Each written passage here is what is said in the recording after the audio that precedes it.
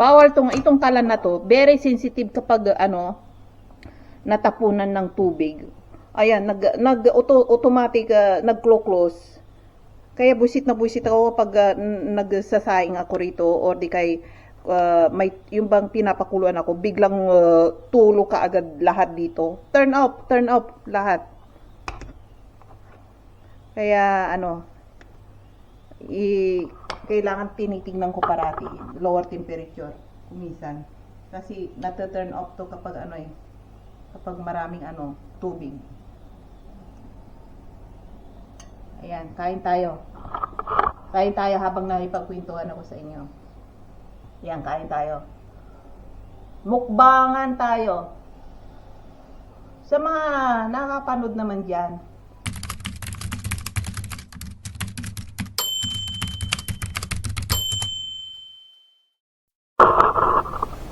Hello guys, good morning. Tayo ay mag-agahan. Yan. Tinapay.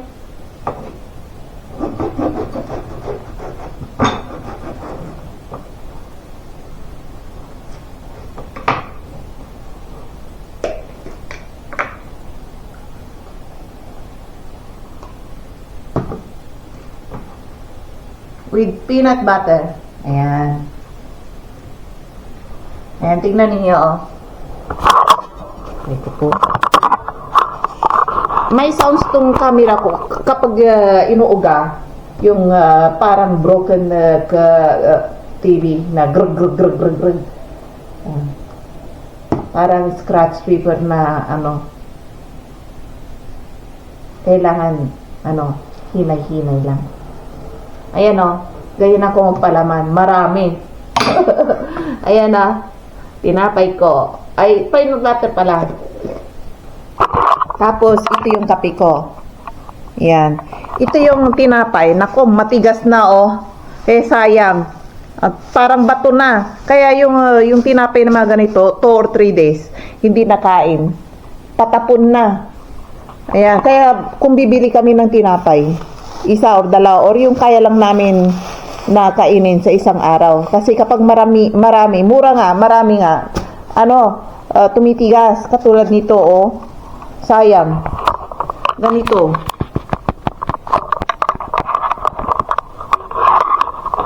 Yan, dyan tayo. Magagahan tayo.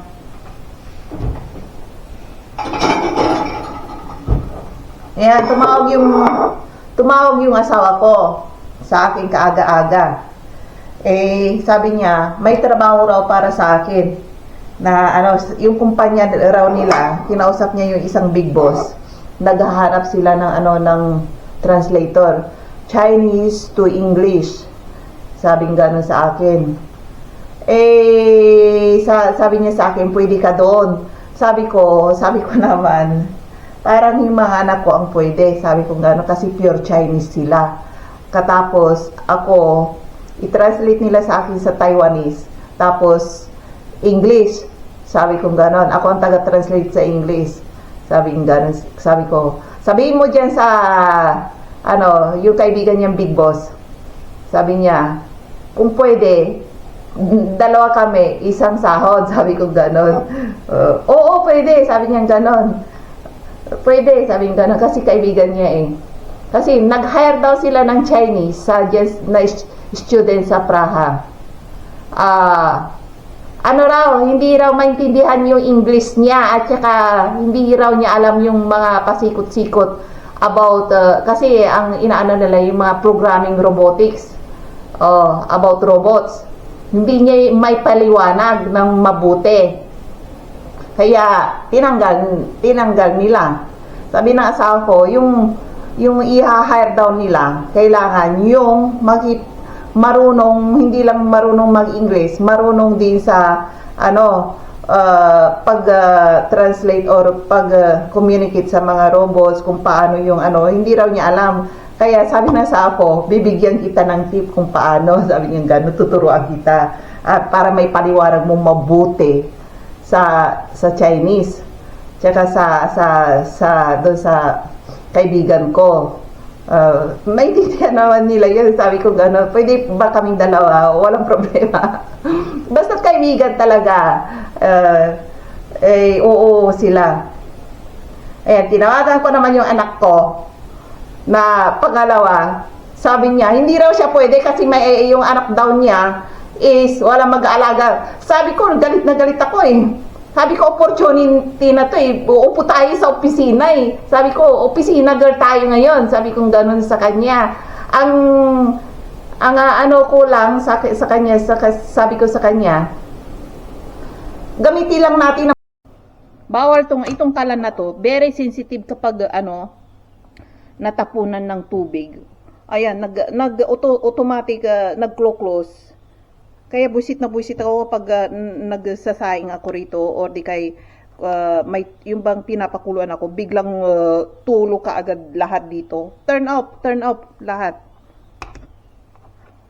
Kaya kailangan tinitingnan ko parati lower temperature kumisan. Kasi nata-turn off to kapag kapag maraming tubig. Ayan, kain tayo. Kain tayo habang nakipagkwentuhan ako sa inyo. Ayan, kain tayo. Mukbangan tayo. Sa mga nakakapanood naman dyan, kahit na hindi kayo panggalatok or any, mag-subscribe naman kayo dyan. Tsaka mag-like, bigyan nyo naman ako ng hearts or likes dyan. Yun lang. Tsaka comment. Sabihin nyo, hi, hello, okay na yun sa akin. Sarap. Sarap. Ayun. Sa bowl ako kumakain. Natuto ako sa mga anak kong mga Chinese, Taiwanese. Kasi sa Taiwan, bowl na ganitong kapag kumakain mga Taiwanese, talagang sa bowl, hindi sa plato. Kaya nasanay ako. Tapos, di ba sabi ko sa'yo, nag-hire sila para sa mga translator, Chinese, English. Sinabihan ko yung big boss, yung kaibigan ng asawa ko. Sabi ko, pwede bang kasi yung anak ko hindi marunong mag-English. Isasama niya ako, i-translate niya sa Taiwanese, tapos i-translate ko sa inyo sa English. Sabi ng asawa ko, walang problema. Tuturuan daw ako ng asawa ko kung anong kasi may yun eh. Nag-hire daw sila ng Chinese students diyan sa Praha City. Hindi raw nila maintindihan yung English niya. Tapos yung pasikot-sikot sa robots, hindi raw niya may paliwanag. Sabi ng asawa ko, kayang-kaya mo yan, tuturuan kita. Kasi robots yun ang kailan may pag-uusap ako doon sa Chinese daw at ipaliwanag daw. Sabi niya, tuturuan kita ng basics na paliwanag. Sabi niya gano'n. Sabi niya, sige, sabi ko gano'n. Tapos sabi ko, pwede bang dalawa kaming pupunta? Tapos isang bayaran na lang, sabi ko gano'n. Para wala naman akong ginagawa rito sa bahay sabi ko, ayun, ang trabaho lang namin sa opisina. Tapos may parang naipagkwentuhan lang sa customer ng big boss namin. Ayun. Anong sabihin mo? Ay itra-translate ko doon. Ayun. Siyempre naman, kailangan business attire ka. Parang secretary pa. Tapos upo ka lang doon sa opisina, hinihintay mo yung kliyente. Ayun. Parang si Putin kapag may ibang bansa, may isa doon na taga-translate. Ayun. Ganun ang trabaho. Sabi nila, tinanggal nila yung student na Tekwa ay yung Chinese kasi hindi raw nila maintindihan kung ano sinasabi. Sabi ko, baka kaya namin mag-ina na i-translate yung with your help, sabi ko doon sa asawa ko. Yun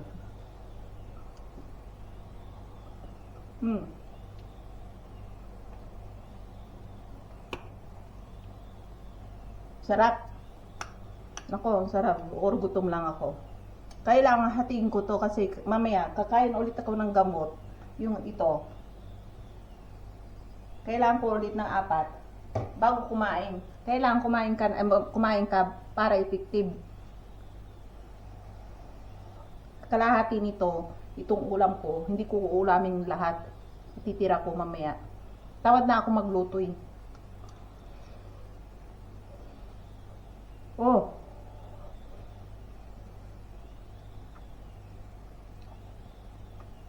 Init. Ang init. Kahit na wala ng karne, yung ano lang, kahit na kunting chicken lang, pampalasa lang, okay na ah. This one, chicken.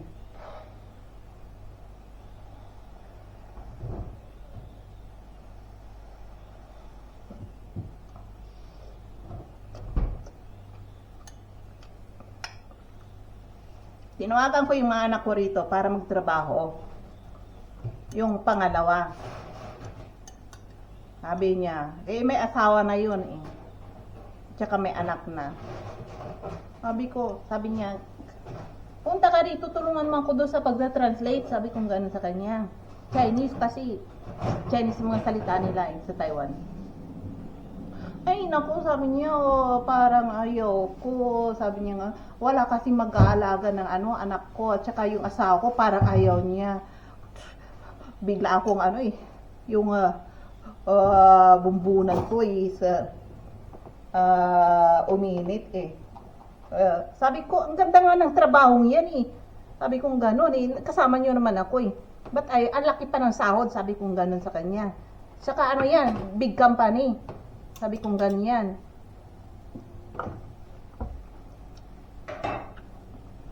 Sabi niya, pag-iisipan ko.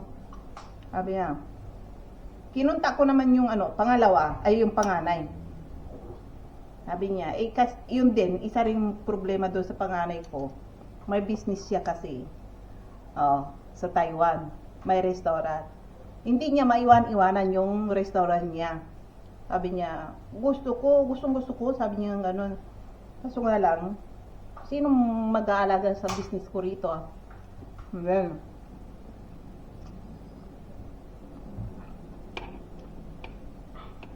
yan ang problema. Ganda nga ng offer sa amin. Parang wala pang hindi ko alam kung makukuha namin yung work na yan kasi dalawa akong lukulukong anak. Sabi, ay busy ako, ay walang mag-aalaga sa akin. Sabi ko sa kanila, ano lang, Amy,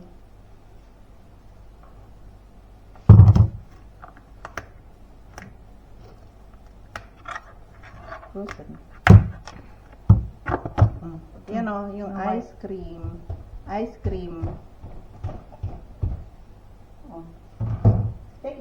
Take that, no. Okay. Yan, kumain ng ice cream yung anak ko. Here. Why I'm here? Because when I go out, this one's turn off. Yan, but daw ako nandito. Sabi ko is nakakonekta yung cable dun sa camera ko. Kapag inunod ko yan, turn off na yung live ko. Gugutom pa ako.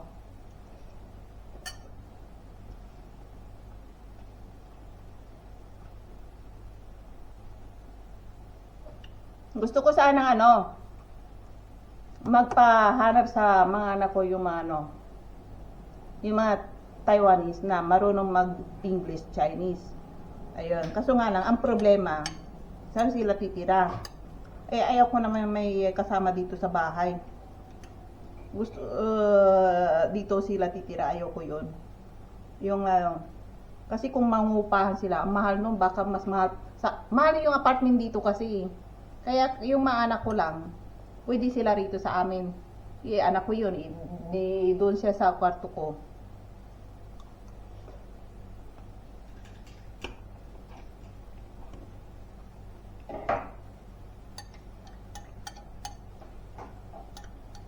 Sabi ng asawa ko, hindi part-time to, pang long term na trabaho.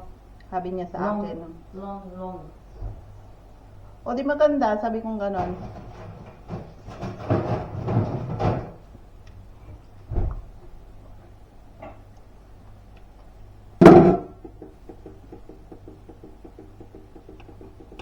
Ayan, masarap. Masarap yung ano, ganitong simple na pagkain. Ayan o, ubos ko na o. Tapos yung ano o, paubos na rin. Hahatiin ko yan, hindi ko yan kakainin lahat. Kasi ano eh, inom pa ako ng gamot. Yan. Oh, sarap na sarap ako.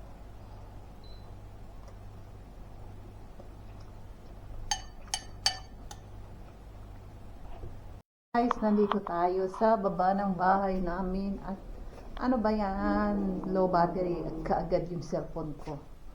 At tayo ay alis ngayon. Mag-aalas 7 na ng gabi. Ayan o. May araw pa. Umuulan kaya makulimlim ngayon. Pag hindi umulan, siguradong ano. Tara, ay yung food panda magdi-deliver. Dito nasyasyak ako parati dyan parang moto na nakatayo. T-shirt yan. Nagbibinta sila online ng t-shirt. 99 itong t-shirt na to. Ito naman 119. Pwede kang umorder dito online at ano nila i-send nila. Maganda tong ano Bonjour Paris na t-shirt. Tapos yung ano yung itong short to maganda 80 lang. Ayan may discount. Dito kayo umorder sa Moslova. Ayan. Ayan, may araw pa pala. Dito tayo. Ayan. Maglakad-lakad tayo doon, pataas doon sa simbahan. Ikutin natin para matagtad yung kinain natin. Dami kong kinakain ngayon. Ayan. Blue ulit ang kulay natin. Tara, mamaya na tayo magkwentuhan. Ayan, nandito ulit tayo nagtatambay sa harapan ng munisipyo. Wala kasi tayong mapuntahan kundi dito lang. Nandito tayo sa loob ng city nila. Ayan. At anong oras na? Ayan, mag-alas 7 na yun. Tingnan niyo yung ano orasan na, alas 7 na. Ay, tingin tayo doon sa sa mismong simbahan kung open pa or hindi. Magsimba tayo. Mag-alas 7 pa lang. Ayan. Kahit doon lang tayo sa entrance. At tara. Parang galing sa simbahan ng mga to. Ayan. Bango nila.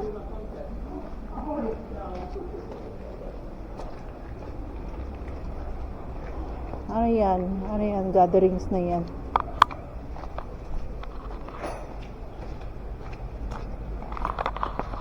Yan. Dito tayo. Yan simbahan Ano yan? Binyag or kasal? Ayan Ano yan? Binyag or kasal?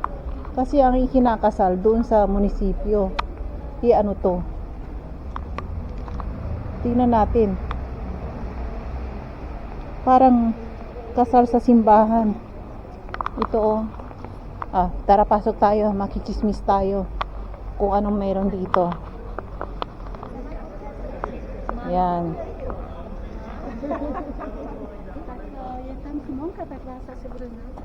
No, hindi. Ano ito? Ano yung kasalan?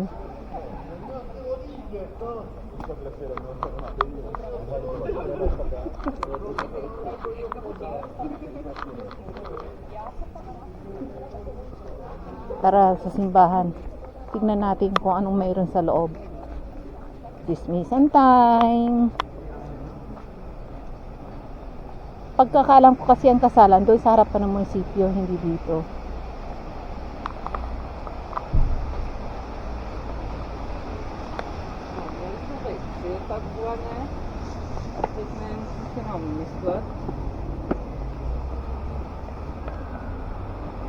Ayan.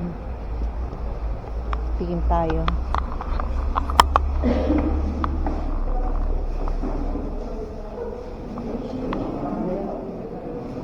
Private.